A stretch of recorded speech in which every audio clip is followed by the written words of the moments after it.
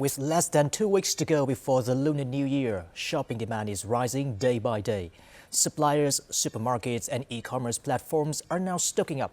Beyond daily essentials such as fresh produce, food and consumer goods, packaged products and personal care items are also being supplied in larger volumes.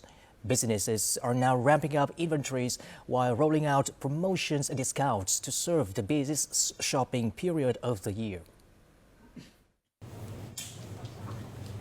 This year's economy is more difficult than last year. I have to cut back on spending. I pay close attention to product origin. Clear origin is what matters most.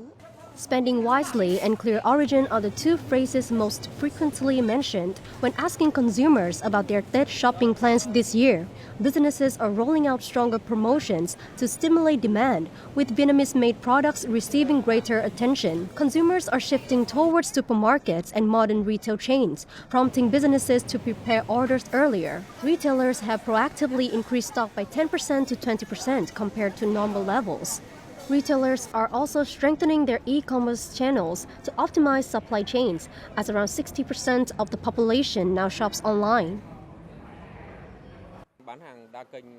Online sales are now a key distribution channel, and this Tet, we're focusing on expanding this channel.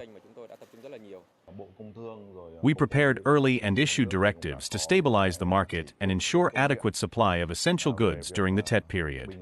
We're also stepping up efforts to prevent trade fraud, counterfeit and smuggled goods, and to strengthen food safety controls.